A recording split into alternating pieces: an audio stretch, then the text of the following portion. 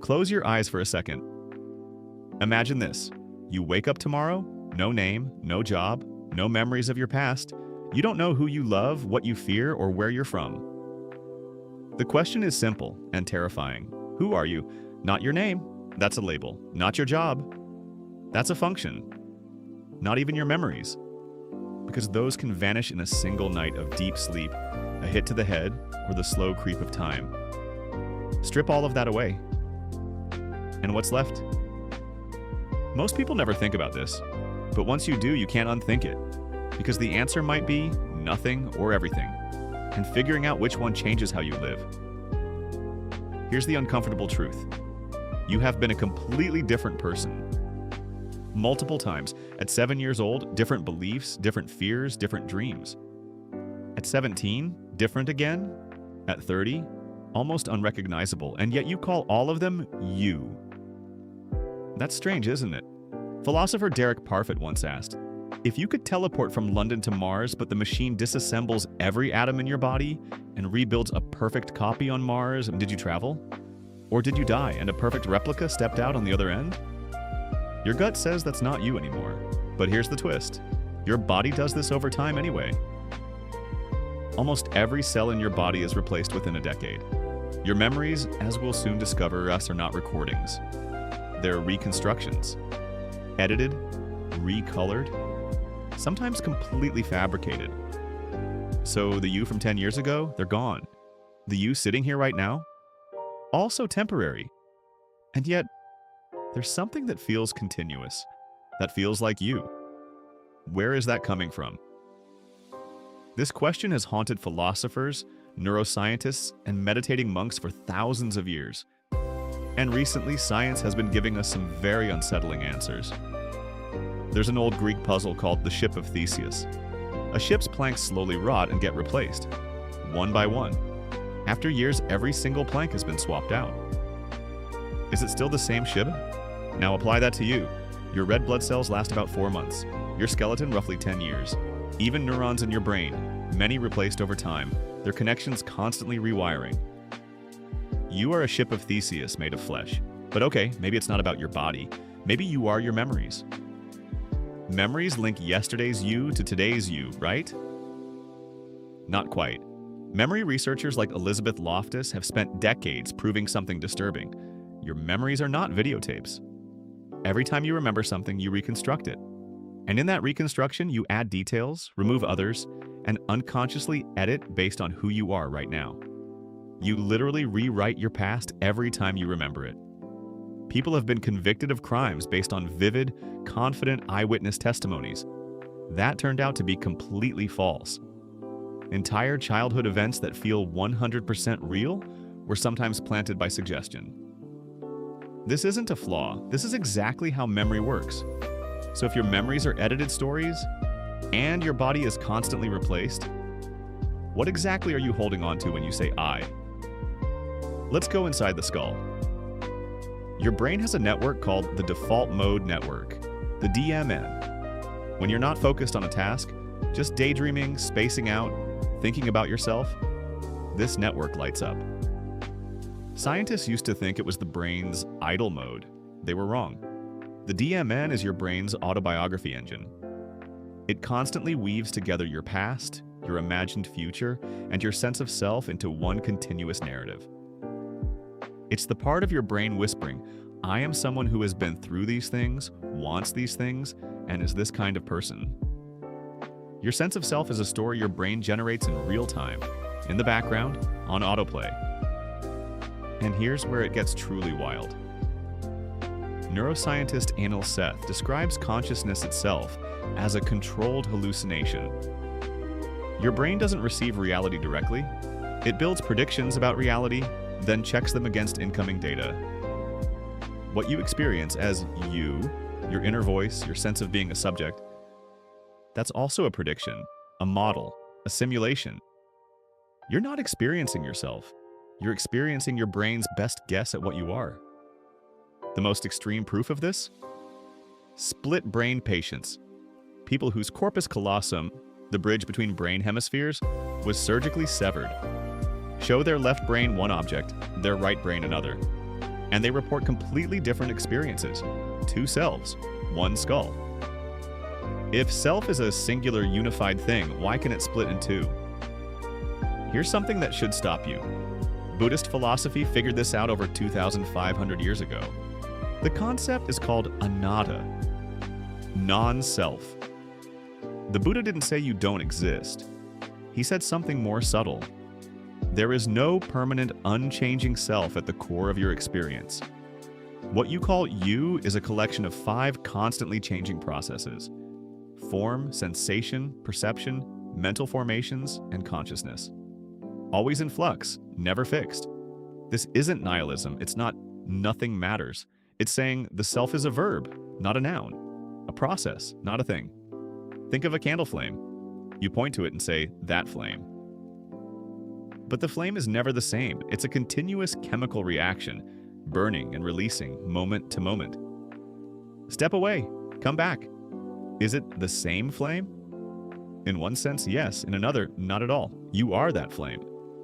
And here's what's truly extraordinary. Modern neuroscience is converging on the exact same conclusion. Not by reading ancient texts, but by studying brain lesions, measuring neural firing patterns, and running controlled experiments.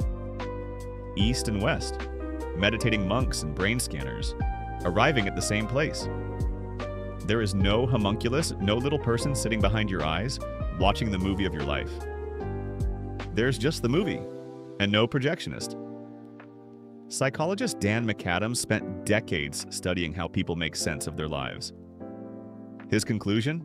We are all autobiographical storytellers. We take the chaos of experience, random events, accidents, pain, joy, and construct a coherent narrative. A story with a hero, you. But here's what he found. People who can reframe their difficult experiences, who find meaning, growth, or even dark humor in their struggles. Those people are measurably happier, more resilient, and more adaptable. The story isn't just describing your life. In a very real sense, it is your life. And stories can be changed.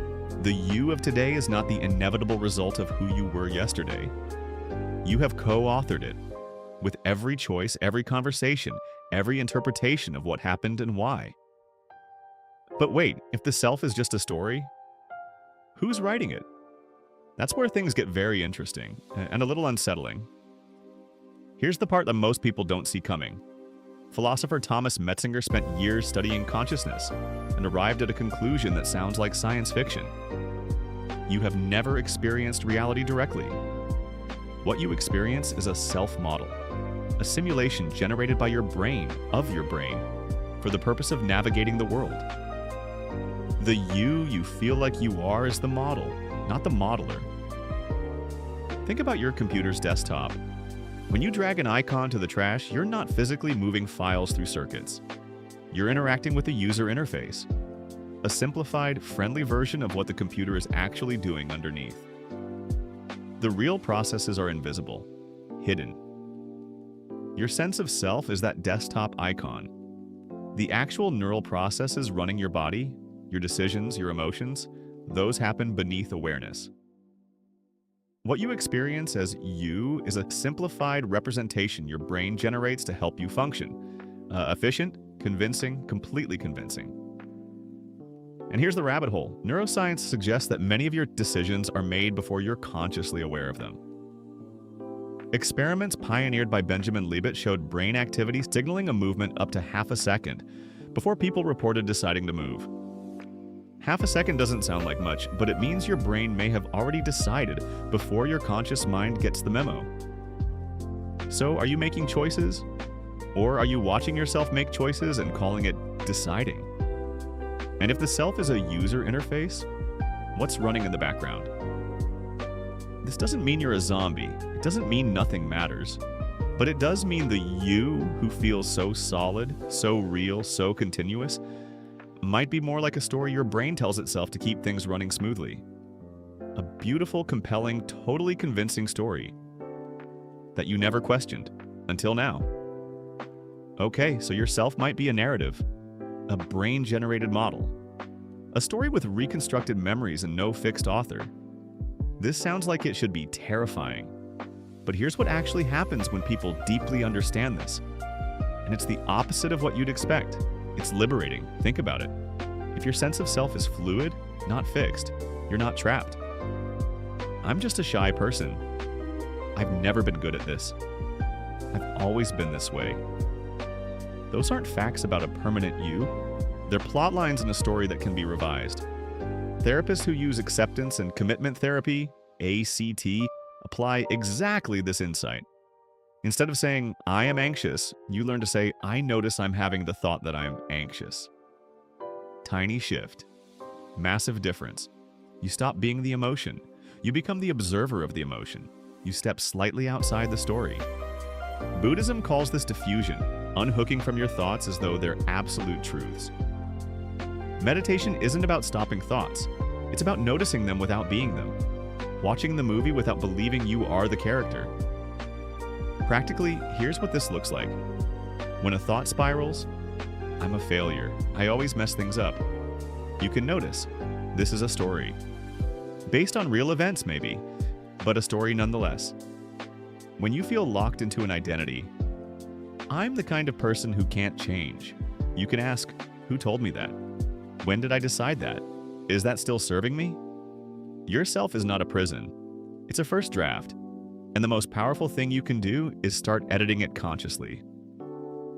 Here's where we land. The self you wake up with every morning, that voice in your head, that felt sense of being you, is real in every meaningful way. It guides you, it protects you, it loves and fears and wonders. But it's also constructed, moment by moment, updated, edited, sometimes completely wrong about itself. Philosopher Derek Parfit, after spending years studying personal identity, said something that stayed with me.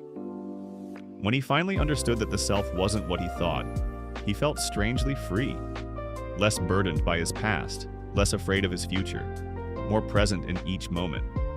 Not because nothing mattered, because he stopped clinging to an illusion of permanence. So here's the question I want to leave you with. If you are the author of your story, and you always have been, what would you write next? Not what you've always written, not what your past demands, but what you actually want the next chapter to be. Because the fact that the self is a story isn't a tragedy, it's an invitation. And that might be the most important thing neuroscience and Buddhism and philosophy have all, finally, agreed on. If something in this video shifted the way you see yourself, hit like. It genuinely helps this reach more people. Subscribe if you want to keep asking the questions most people are too busy to ask. See you in the next one.